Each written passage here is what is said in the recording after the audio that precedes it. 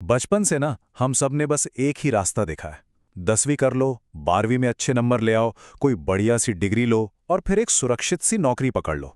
सच कहूं तो ये एक ऐसा ऑटो पायलट मोड है जिस पर लगभग पूरी दुनिया आंख बंद करके चल रही है। हमें हमेशा यही सिखाया जाता है कि बस इस रास्ते पर चलते रहो और एक दिन फाइनेंशियल फ्रीडम यानी वित्तीय आज़ादी मिल जाएगी। लेकिन क्या ये सच है? असल में ये पूरा का पूरा सिस्टम ही कुछ इस तरह से डिज़ाइन किया गया है कि हम हमेशा खुद को एक चूहा दौड़ में फंसा हुआ महसूस करें। आज के इस खास विश्लेषण में हम इसी ऑटो पायलट ट्रैप की थोड़ी गहराई में जाएंगे और उन वित्तीय भ्रमों से पर्दा उठाएंगे जो हमें असल में आगे बढ़ने से रोकते हैं। आज के हमारे इस विश्लेषण की 4 मुख्य विषय होंगे। पहला, डाइवर्सिफिकेशन का भ्रम। दूसरा, यूलिप और एंडोमेंट प्लान्स की असलियत। तीसरा, हेल्थ इंश्योरेंस की छुपी हुई शर्तें। और चौथा, हमारी सबसे बड़ी दौलत यानी हमारी सेहत। तो चलिए बिना किसी देरी के शुरू करते हैं। विषय 1, डाइवर्सिफिकेशन का भ्रम। एक बहुत ही आम सवाल, क्या 15 अलग-अलग म्यूचुअल फंड्स में पैसा लगाना सच में बहुत सेफ है? अगर किसी के पोर्टफोलियो में Nifty 50, large cap, mid cap, small cap, manufacturing और डिफेंस जैसे दुनिया भर के फंड शामिल हैं, तो एक पल के लिए ऐसा लग सकता है कि वाह, पैसा तो बहुत सुरक्षित है। आखिरकार आमतौर पर इसी चीज को तो डाइवर्सिफिकेशन माना जाता है, राइट? तो चलिए इसकी थोड़ी गहराई में चलते हैं। जब इन सभी फंड्स के अंदर मौजूद स्टॉक्स का बारीकी से विश्लेषण किया गया ना, तो एक बेहद चौंकाने वाली बात सामने आई। पता चला कि 33% स्टॉक्स तो बिल्कुल एक जैसे थे। इसका सीधा सा मतलब यह है कि हमारा 1/3 पैसा घूम फिरकर बार बार HDFC बैंक जैसी उन्हीं चुनिंदा कंपनियों में ही जा रहा है। मतलब 20 अलग अलग फंड्स खरीदने के बावजूद रिस्क कम नहीं हो रहा है, बल्कि वो एक ही जगह पर इकट्ठा होता जा रहा है।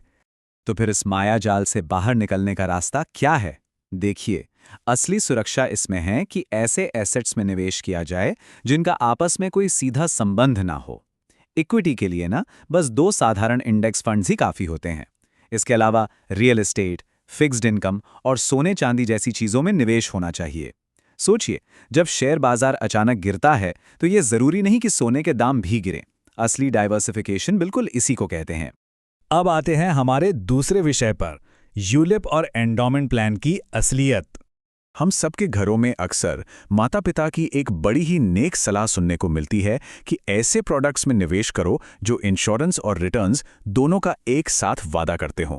लेकिन जरा रुककर सोचने वाली बात है, क्या निवेश और बीमा को एक साथ मिलाने वाले ये प्रोडक्ट्स सच में किसी की वेल्थ बढ़ाते हैं?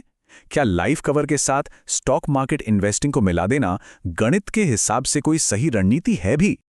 और ये बात बहुत ही शानदार तरीके से ये दर्शाती है कि इन दोनों चीजों में जमीन और आसमान का अंतर है। देखिए, एक प्योर टर्म इंश्योरेंस में महज 8,000 रुपए के सालाना प्रीमियम पर पूरे 1 करोड़ रुपए का लाइफ कवर मिल सकता है। लेकिन वहीं दूसरी तरफ एक टिपिकल यूलिप में सालाना 50,000 रुपए का भारी भरकम प्रीमियम देने के बावजूद सिर्फ 5 लाख रुपए का कवर मिलता है। ऐसा होता क्यों है? यूलिप के काम करने के तरीके को समझना बहुत जरूरी है। जब प्रीमियम दिया जाता है तो सबसे पहले तो फंड मैनेजमेंट चार्ज कट जाता है, लेकिन कहानी यहीं खत्म नहीं होती। उसके बाद लाइफ कवर देने के नाम पर हर महीने एक मॉर्टैलिटी चार्ज भी काटा जाता है। इसका सीधा और साफ मतलब यह है कि हर महीने हमारे निवेश किए गए म्यूचुअल फंड यूनिट्स कम होते जाते हैं। ये चीज कंपाउंडिंग के जादू को पूरी तरह से नष्ट कर देती है। अब जरा एंडाउमेंट प्लान्स की बात कर लेते हैं। एजेंट्स इन्हें एक बेहद आकर्षक पे आउट शेड्यूल के साथ पेश करते हैं। वो कहेंगे कि पहले 10 साल तक हर साल 1 लाख रुपए जमा करने हैं, फिर दूसरे ही साल से 25,000 रुपए वापस भी मिलने लगेंगे, और फिर 11वें साल से लेके 20वें साल तक हर साल 1,07,856 रुपए मिलेंगे। एक फिक्स्ड और सुरक्षित इनकम की ये कहानी सुनने में तो बहुत ही शानदार लगती है ना? लेकिन जब इस पूरी कहानी का एक्सेल शीट में असली गणित निकाला जाता है तो सच्चाई थोड़ी मजाकिया और काफी हद तक चौंकाने वाली होती है। पता है इसका असली रिटर्न कितना है? सिर्फ 3.11%। जी हां, मात्र 3.11%, जो कि एक साधारण फिक्स डिपॉजिट से भी कम है। भावनाओं और अच्छी मार्केटिंग का सहारा लेकर अक्सर यही भ्रम लोगों को बेचा जाता है। अब ये भी समझना होगा कि आखिर ये प्लान्स इतने आक्रामक तरीके से, इतने जोर शोर से क्यों बेचे जाते हैं। डेटा साफ बताता है कि बैंक अपने एजेंट्स को ये खास प्रोडक्ट्स बेचने के लिए भारी भरकम कमीशन देते हैं। ये इंसेंटिव इतना बड़ा होता है कि कई बार लोगों को आधी अधूरी जानकारी देकर ही ये प्लान्स थमा दिए जाते हैं।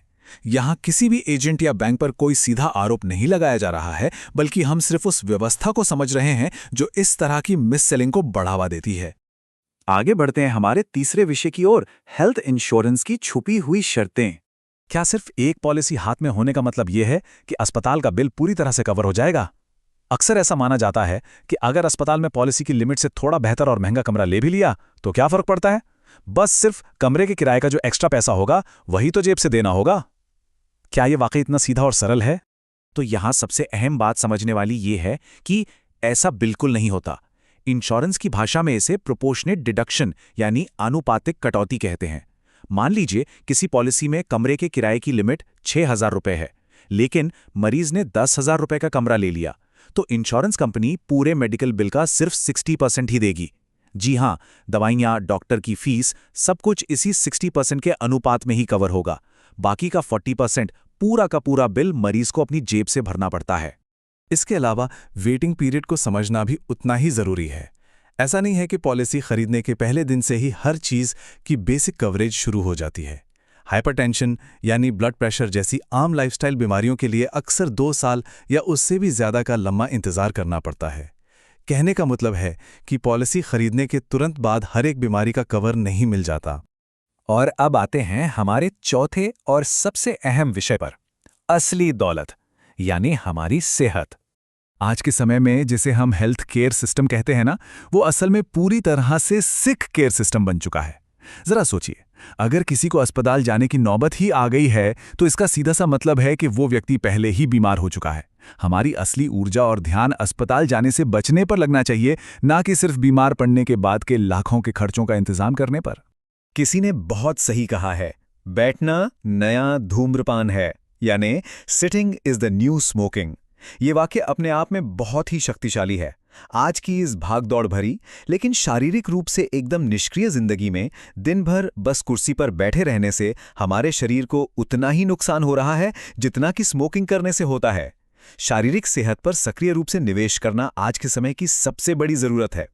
सही खानपान, एक्सरसाइज और खुद को दिन भर एक्टिव रखना, यकीन मानिए यही हमारी सबसे बड़ी इन्वेस्टमेंट है।